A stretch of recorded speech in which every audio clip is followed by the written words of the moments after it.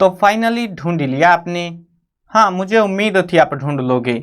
आज की इस वीडियो के अंदर मैं आपको बताऊंगा class 12 English Flamingo poem number 2 an elementary school classroom in a slum.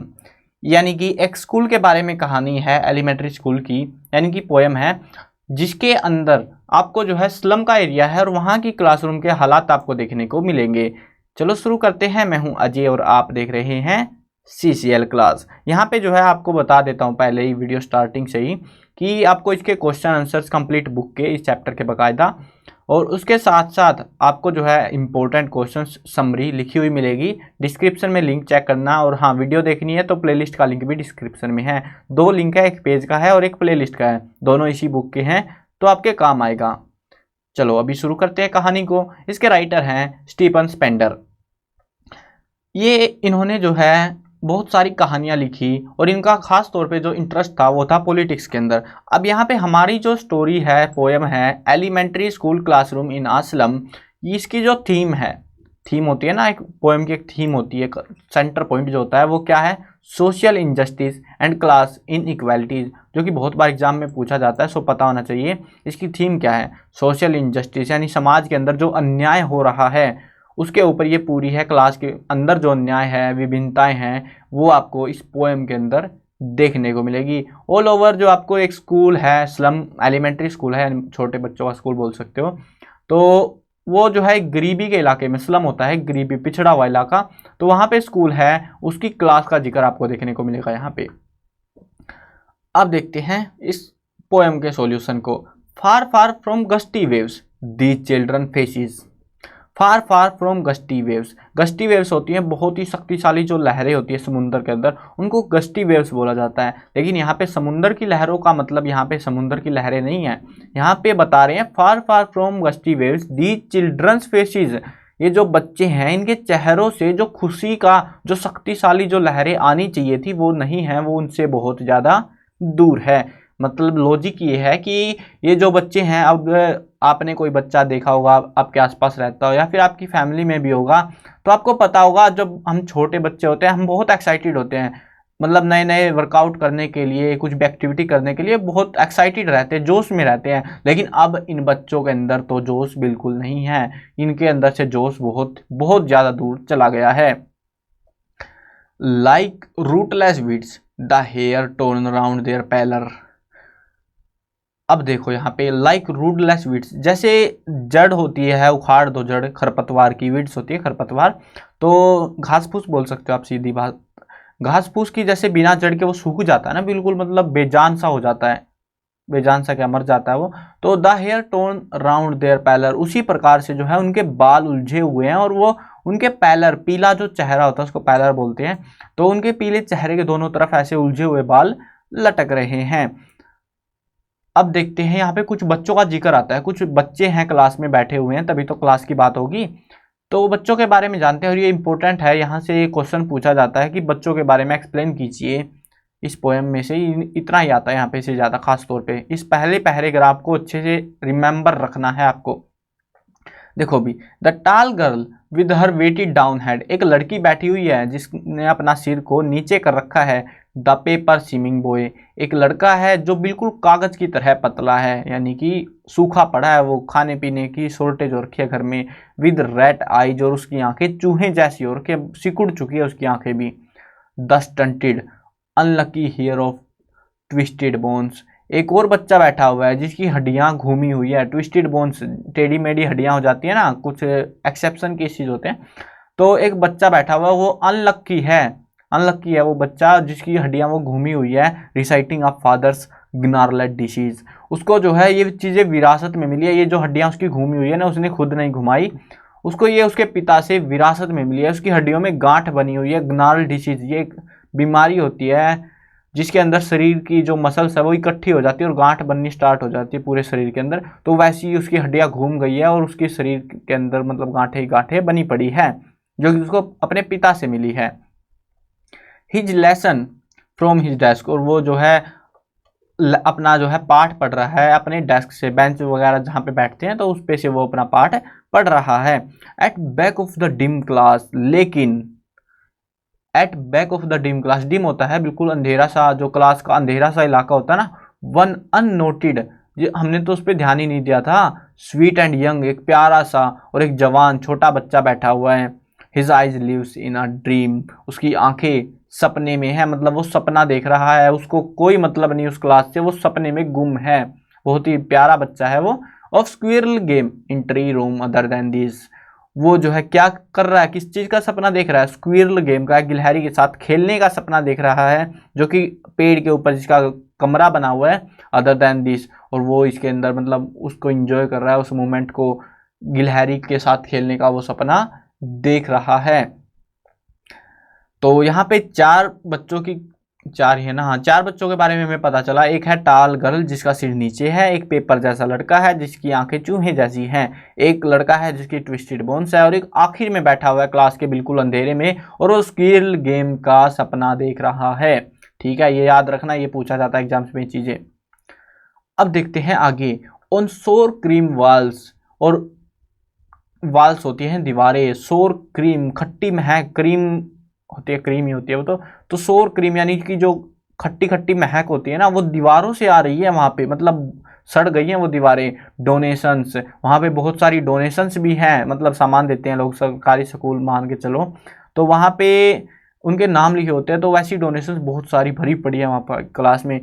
उदाहरण के तौर पे शेक्सपियर्स हेड, शेक्सपियर की एक पेंटिंग है, सिर की पेंटिंग, शेक्सपियर के सिर की, जो कि बहुत ही फेमस पेंटिंग है, उसकी एक कॉपी बोल सकते हैं आप, तो वो वहां पे टंगी हुई है। क्लाउडलेस एट डोन, बिना आसमान, बादलों का आसमान जो है, मतलब एक खूबसूरत सी सुबह को वहां पे दिखाया गया है, दर्शाया गया है, जिसमें बादल नहीं है, पेंटिंग है मतलब ये सारी। सिविलाइज डोम राइडिंग ओल्ड सिटीज, और वहां पे एक सिविलाइज डोम होती है, जो गिरजाघर जो होता है ना, चर्च बोल सकते हो आप, तो उस टाइप का जो है वहां पे शहरों के जो चित्र है वो बनाए हुए हैं कुछ। बेल्ड फ्लावरी टायरोलिस वैली, और वहां पे जो है कुछ फूलों की पेंटिंग है, जो कि घंटी के जैसे दिख रहे हैं, बेल्ड यानी कि जैसे घंटी होती है ना, वैसे वो दिखाई पड़ रहे हैं। टायरोलिस वैली जो कहाँ पे उगते हैं, टायरोलिस वैली के अंदर उगते हैं, ऑस्ट्रेलिया में पड़ती है Tyrolese valley.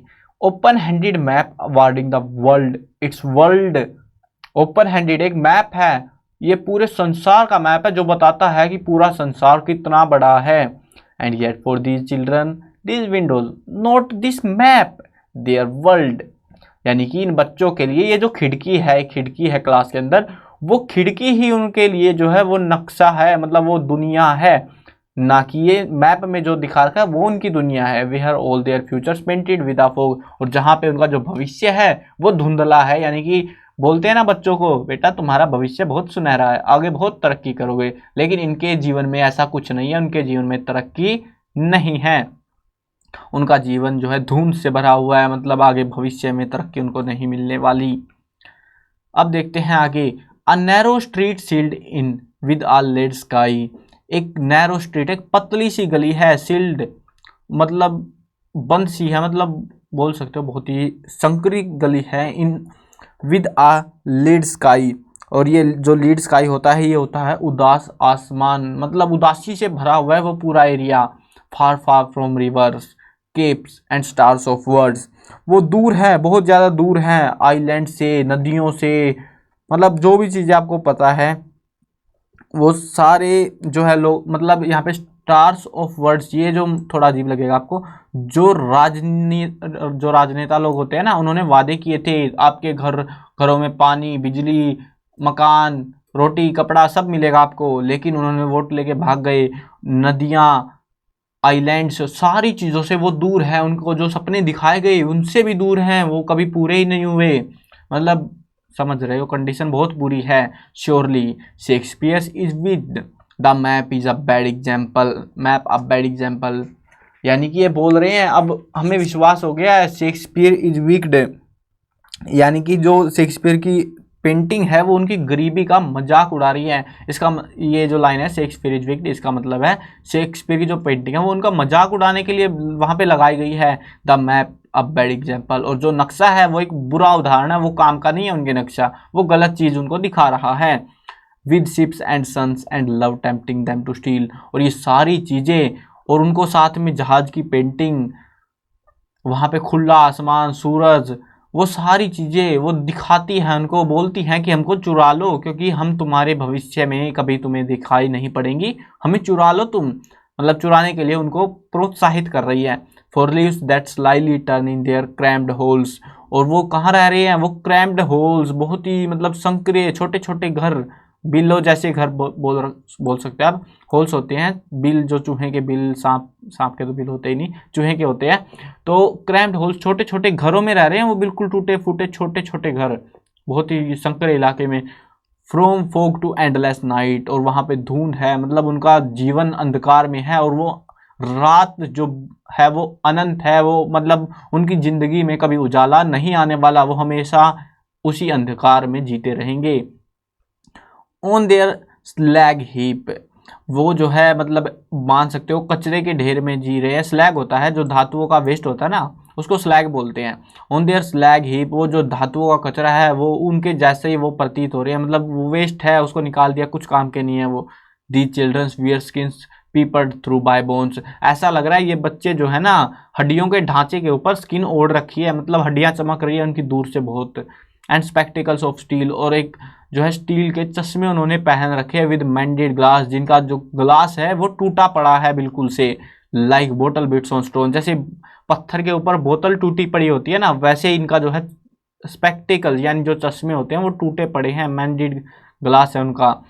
All of their time and spaces are foggy slum, उनका हर समय फोगी स्लम, धुंध भरे उस स्लम के अंदर, उस गरीबी भरे इलाके के अंदर ही गुजरता है, वो कहीं और नहीं जाते।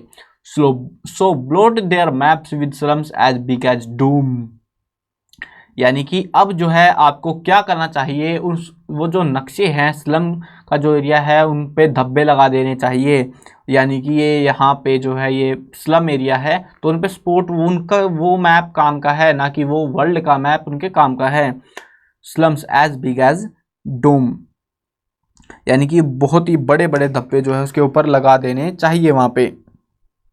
ब्लोट होता है यहाँ पे धब्बे, और जो डूम होता है वो होता है मौत, मतलब बड़े बड़े धब्बे क्योंकि मौत तक उनको वहीं पे रहना है, तो वो उनका ही मैप वहां पे होना चाहिए। अनलेस, ये कंडीशन तब तक है, अब अनलेस आ गया, गवर्नर इंस्पेक्टर विजिटर्स, गवर्नर वहां पे आते हैं, इंस्पेक्टर आते हैं वहां पे, this map become their window and these windows that shut upon their lives like catacombs, यानी कि उन बच्चों के लिए देखो इंस्पेक्टर आते हैं इंस्पेक्ट करने के लिए, गवर्नर भी है वहां पे आता है, लेकिन इन बच्चों के लिए जो मैप है बिकम्स देयर विंडो, वो खिड़की ही उनका मैप है, मतलब वो उससे बाहर जो देखते हैं वही असल दुनिया है, उस मैप के अंदर कुछ नहीं है। एंड दीज विंडोज, और ये खिड़कियां ही हैं सब कुछ उनके लिए। That shut upon their lives like catacombs, जहां से उनको अपना भविष्य दिखाई पड़ता है। कैटाकोम्स होती हैं कब्रिस्तान, यानी कि कब्रों का तहखाना बोल सकते हो आप, तो वहां पे मतलब उनको दिखाई पड़ रहा है तुम्हें जीना भी यहीं पे है, मरना भी यहीं पे है, तुम्हारी जिंदगी यहीं पे गुजरने वाली है। Break open till they break the town, तोड़ दो। इन गवर्नर को, इंस्पेक्टर को, इन लोगों को बोल रहा है पोइट कि तोड़ दो, सब कुछ तोड़ दो, यानी कि उन बच्चों को मत तोड़ दो, उनको उसकी जो लिमिटेशंस है, वो जो जहां पे बंदी है उस जगह को तोड़ दो, उस शहर को, कस्बे को तोड़ दो। And show the children to green fields, और बच्चों को दिखाओ हरे हरे खेत, एंड मेक देयर वर्ल्ड, और उनका संसार जो है उनको बताओ कि संसार इतना खूबसूरत है, ना कि वो स्लम का एरिया जहां पे वो रह रहे हैं। Run Azure on gold Sands, अब रन एज्यूर होता है जो बादल नहीं होते जब, और आसमान बिल्कुल नीला दिखाई पड़ता है, उस आसमान में उनको छोड़ दो, और ऑन गोल्ड सैंड्स, और सुनहरा रेत वहां पे घूमने दो। एंड लेट देयर टंग्स, और उनको अपना दिमाग, अपनी जबान इस्तेमाल करने दो बिल्कुल से। Run naked into books the white and green leaves open, run naked का मतलब यहाँ पे होता है अपने पूरा दिमाग, पूरी शक्ति लगा देने दो उनको, इनटू द बुक्स, किताबों के अंदर, मतलब अब क्या हो रहा है, अब इंटरेस्ट तो है नहीं, पढ़ रहे हैं बस, वो टाइम पास कर रहे हैं, लेकिन बोल रहा है कि उनको हरे भरे खेत दिखाओ, अच्छा खुश रखो उनको, और उसके बाद उनको पूरा दिमाग लगाने दो उन किताबों में। The white and green leaves open, जैसे जो पत्ता है वो ओपन में जो है मतलब हरे होते हैं, बिल्कुल खूबसूरत होते हैं, तो उस तरीके से उनको भी अपना दिमाग लगाने दो, उनकी तरक्की होने दो। History their whose language is the sun, history इतिहास उन लोगों का होता है जिनकी जो भाषा है वो सूरज होता है, यानी कि जो आज़ाद होते हैं, इतिहास वही लोग रचते हैं, ना कि वो जो बंदी होते हैं। ठीक है, तो ये लाइन बहुत ही खतरनाक लगी मेरे को, ये वाली। तो जो भी था ये था आपका पूरी पोयम। और इसके अलावा यहाँ पे टायरोलिस वैली बता रखी है, preparing to the Tyrol Australian alpine province, यहाँ पे मतलब ऑस्ट्रेलिया के अंदर यहाँ पे पड़ती है ये। और कैटाकॉम्स के भी एक्सप्लेनेशन है थोड़ी सी, सो आप चाहो तो देख लेना इसको। तो ये थी आपकी जो है पूरी मैंने पोएम आपको समझा दी है। आई होप आपको समझ में भी आ गई होगी, बहुत ईजी थी, ज़्यादा डिफिकल्ट थी नहीं। चलो वीडियो एंड करते हैं। मैं कवर करने वाला हूँ क्लास 6, 7, 8, 9, 10, 11 और 12th क्लास की सभी सब्जेक्ट की वीडियोस, हिंदी मीडियम और इंग्लिश मीडियम दोनों में होने वाली है। तो सब्सक्राइब कर लो, साथ में घंटी दबा लो, ताकि कोई अपडेट मैं आपको दूँ आपके काम का हो तो आपको टाइम से मिले।